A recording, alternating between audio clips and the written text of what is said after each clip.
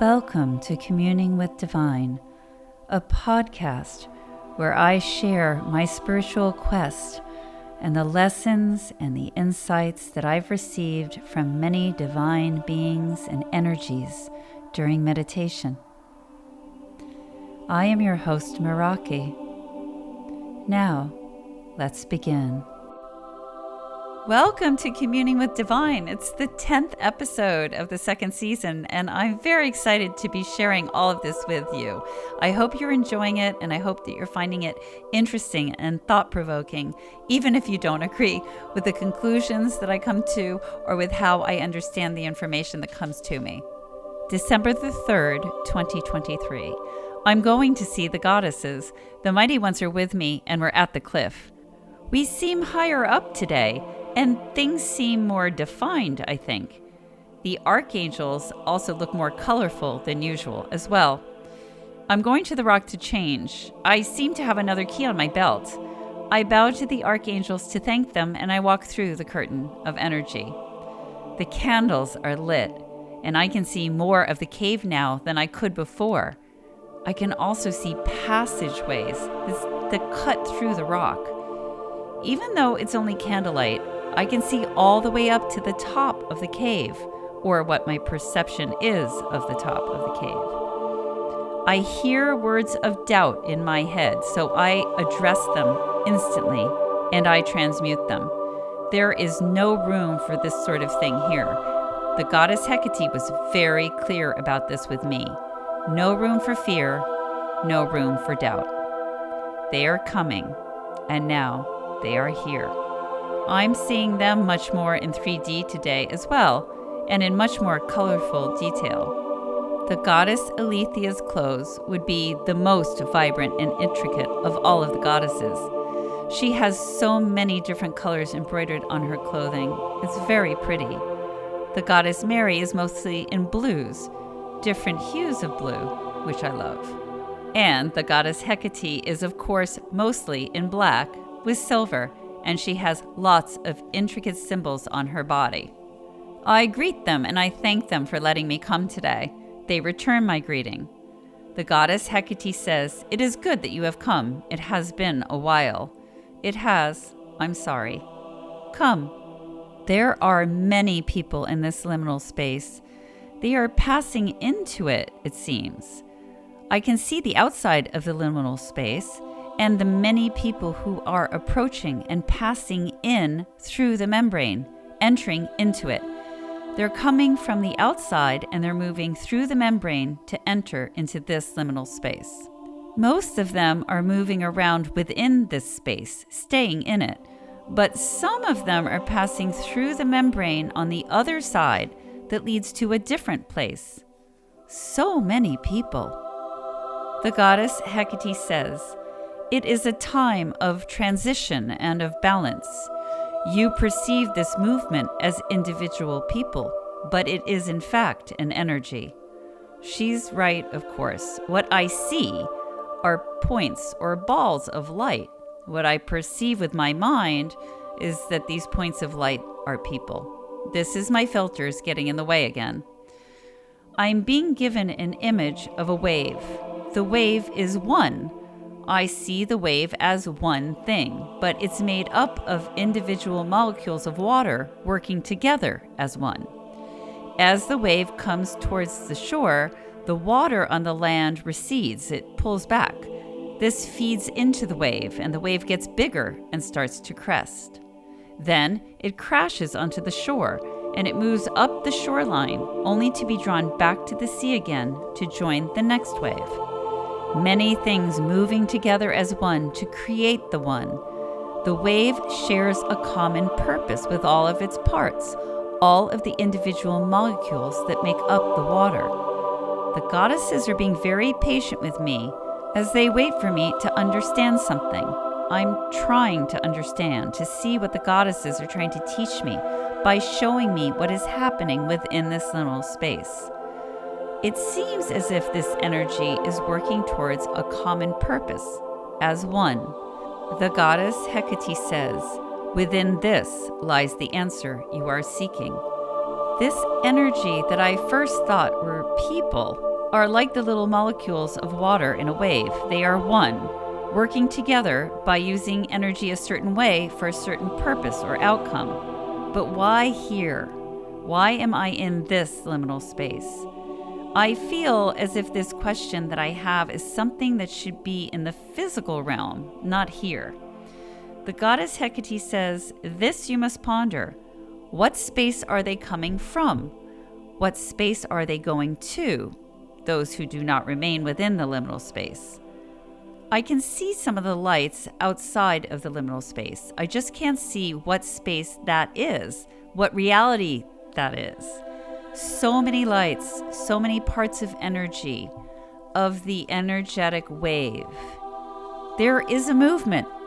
There is a movement of purpose. But what is the force that causes it to move? And where is the core of that force, of that energy? There is a force or forces that create the waves in the ocean.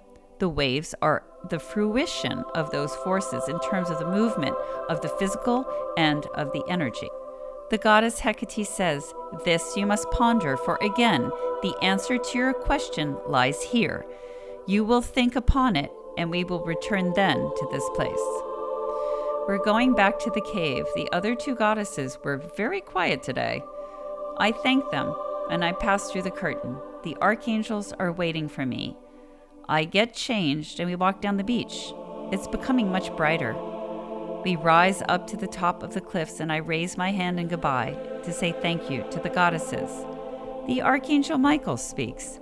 He says, think to what you have learned today, for it is of great importance. Think to it, put your mind to it, and understanding will come. As I thought about what I saw in the liminal space, I began to try to disassociate from my idea that the energies that I saw were individual humans. I started with a wave, but that was hard too. Birds came to mind, those amazing starlings in Rome that become one in flight. So I watched a video of that for a bit. Then I found a term called superorganism. And it seems that individual human beings can be considered superorganisms in that many different bacteria, etc., work together to make us what we are. But also as a species, as a group, and within our societies, we can be considered superorganisms because we have different jobs, talents, knowledge, etc., that come together for a common goal. That goal can be anything from waging war to saving people who are in need, making money, worshiping, that kind of thing. We also have a hierarchy, whether we want to admit it or not. But what is the deeper insight and meaning that the goddesses were trying to show me? That's what I have to figure out, because I am not there yet.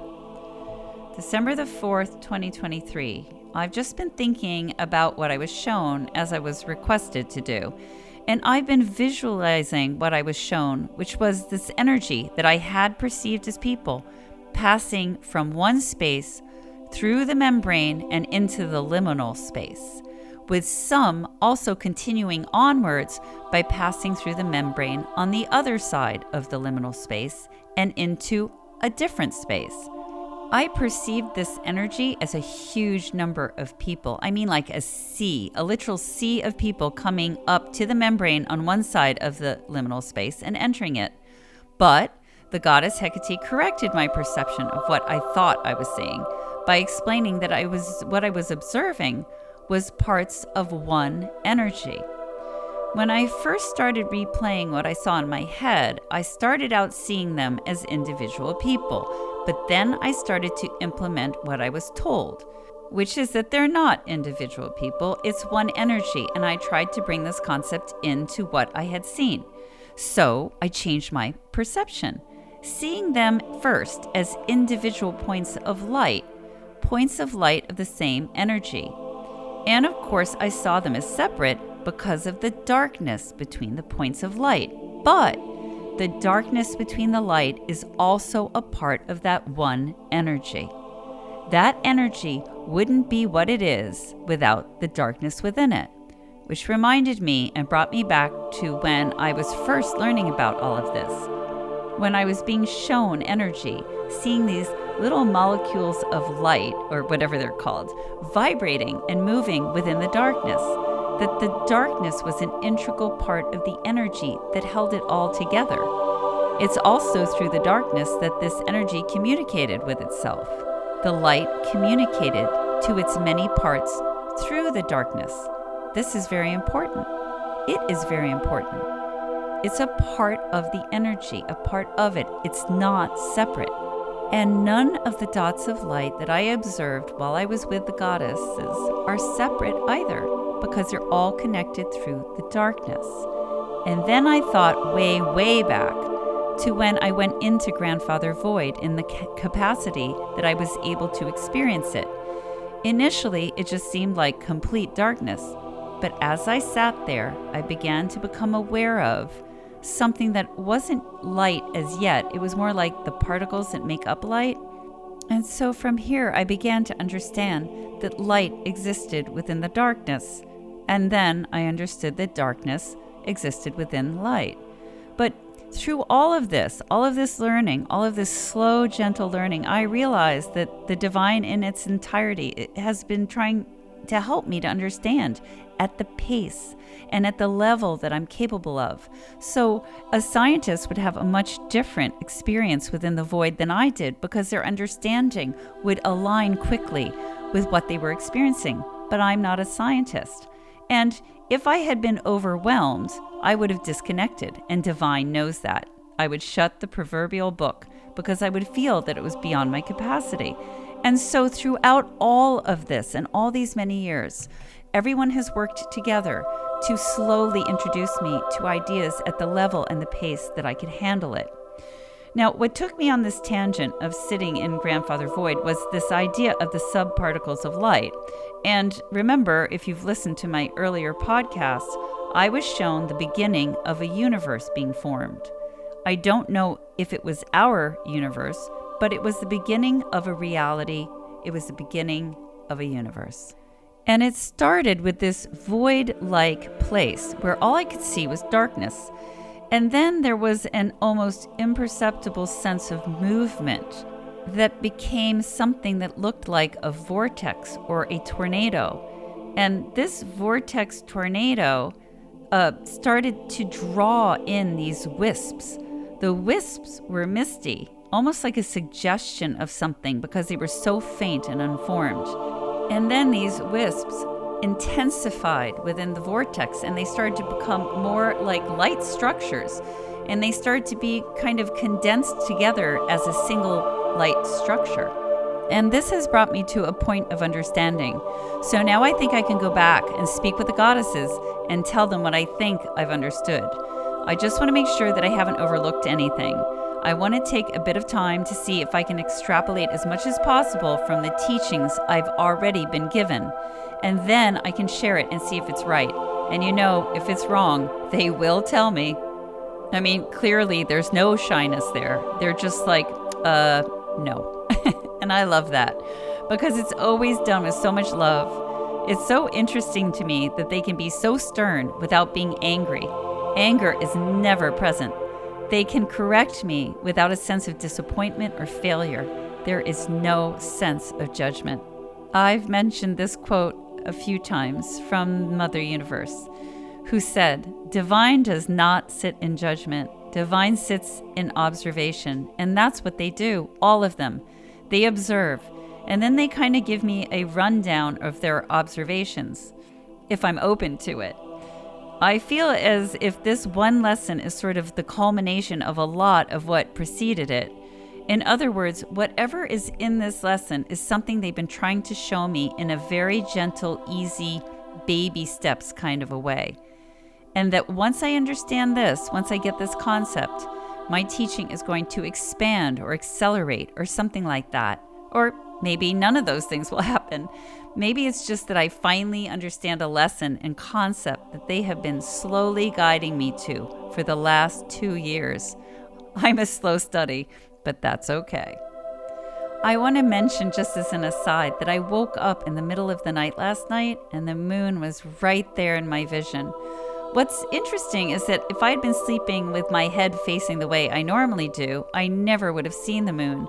But for reasons that I can't explain, I switched the way I was sleeping last night so that when I woke up, it was right there in all of her glory, and she was half in light and half in darkness, the perfect balance. We talk a lot about how we're all one, that we're not individuals. We're not separate from each other in truth. And we talk about the concept that this world isn't really real. This reality exists, but it's not the ultimate reality. It isn't the ultimate reality of truth. I think that what they were trying to show me is the energy that is. I think what they were trying to show me is the totality of our reality, the energy of the totality of our ultimate reality of truth. We move as one. We experience everything together, whether we are aware of this or not. We perceive separation because we are deceived by our perception within this reality. The same energy that brought me into being brought into being the bird up there who's sitting on the tree. And that tree was also brought into being by that same energy. Every rock, every planet, every molecule, every subatomic particle, everything is just the same energy being expressed in different ways. What the beginning point is, and who or what decided to set all of this into motion and why, is way beyond me. And from what I've been shown about this little container that is our universe, the energy that exists here is one and moves as one and experiences as one. Now, this brings me to the next thing the goddess Hecate said. She said something about what I was observing was a time of transition and of balancing. I observed all of this energy entering liminal space through the membrane, and I also observed a percentage of this energy continuing to move towards the opposite membrane and passing through it and into a different space, which I thought was interesting. And every time I see this in my head now, I get a sense that this part of the energy was acting somewhat as like tentacles or feelers. Like how certain creatures on Earth put out their feelers and touch around to get information about their environment, like the temperature or where food might be, or what might be around them. Are there any dangers? The feelers test and are trying to understand what its environment is like.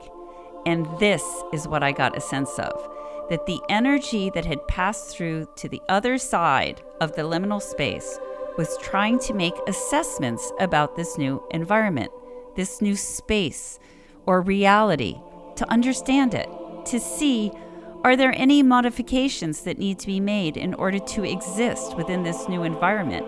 Was it a safe place for it or not? I don't know if that was our energy, our universe, our reality, that this energy was moving into and moving away from, and I don't think it matters.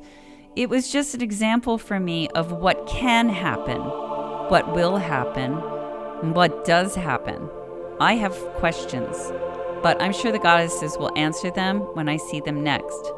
But if someone asked me to explain this right now, I would say that the energy felt like it was performing the task of feelers, with the rest of the energy remaining within the liminal space and waiting. And I think that while it's within the liminal space, the energy can regroup and reform. It can modify itself. In my head, I see this tentacle energy, the small percentage that passed through the membrane, and I realize that it did not separate itself from the main energy that remained behind within the liminal space. I feel and I can see that the darkness that binds this energy together remained intact, even as some of it passes through the other side of the membrane. So it feels as if these feelers are like scouts, and they communicate the information they gather through their connection, which is the darkness, and back into the liminal space where the others are, back to the rest of the energy. so that the energy can start to prepare to move into this new space or reality. And the energy can also decide whether or not it wants to move forwards into that new space. Now, I should make the point that what I was seeing, what I was observing, was only what was right in front of me. The liminal space goes on, and so it's possible that these feelers or scouts were being sent out into other realities that I couldn't even see or perceive from where I was. But what I can say is that my perception was that the energy was still in communication with itself. And that's interesting, because if I see someone pass through liminal space, through the membrane, it always looks as if once they pass through, the membrane closes itself somehow. It seals itself. But now I realize that this membrane is very much like the energy curtain that I pass through to go to the goddess Hecate's cave. It appears solid, but that which contains the right vibration can pass through the membrane, and only that which is of the right vibration or frequency can enter a liminal space, so that there is no disruption of that space, and no disruption is caused to what is attempting to enter the liminal space. It's a safety mechanism for the space, and it's a safety mechanism for the energies and beings that want to interact with it or enter into it. But the energy that I observed did have the vibration that allowed it to pass into that liminal space, to remain within the liminal space, to send out tendrils or scouts, and to allow their connection via the darkness to remain active between all parts of that energy, whether within or outside of that liminal space. It's all down to vibration. But who or what has created all of this? Because it's genius. It's amazing. It's just amazing. I can't wait to go and share this with the goddesses and see if I got it right. December the 5th, 2023. It's very interesting because I was just looking out of the window and thinking to myself, what have I learned so far about what the liminal space is? And what are the things that I've been shown that happen within the liminal space? And I thought of the word transition. And instantly I saw in my mind's eye my stepdaughter and the time that I was allowed to see her when she was within the liminal space after she had transitioned out of our plane of reality. So it's a place of transition. But the image remained in my mind, and I could see my stepdaughter as I had before when I was in the liminal space, looking at her from afar. So I knew that there was more for me to understand through this experience. Remember that I had limited access to my stepdaughter. I was not allowed to get close to her.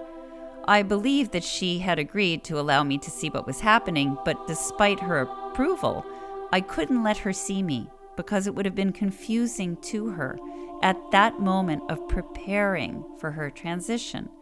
It would have been confusing to her because I was from the physical plane, the reality she had just left, where we bonded during that physical life. She knew me from the physical, but she was transitioning to be purely energetic, and seeing me may have caused confusion within her as to where she was and where she should be going. My stepdaughter was attended to by mighty beings. They were extremely bright and beautiful, and they were working on her to help her in this transition.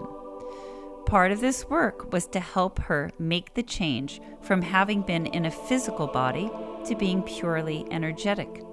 She had been contained in and limited by a physical body, and now she would no longer be limited in the way that she had been, and these beings were working on her. They were doing what I perceived to be energetic work with her, and that's when I realized that the liminal space isn't just a place of transition.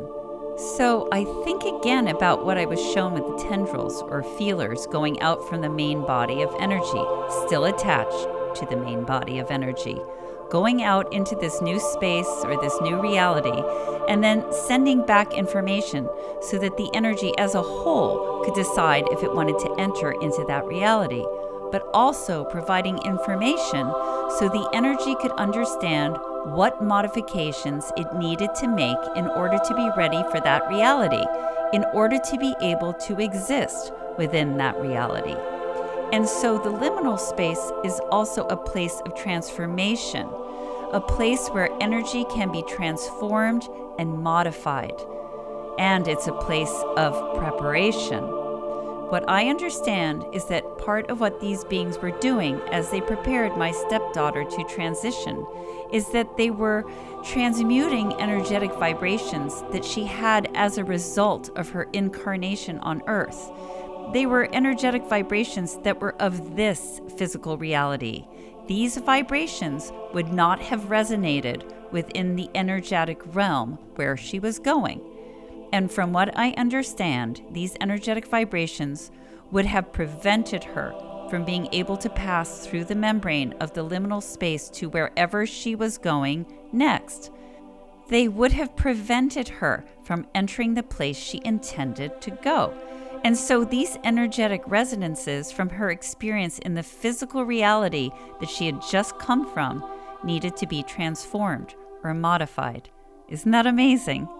The goddess Hecate told me before that there are beings who remain in the liminal space who choose to do service with others and for others.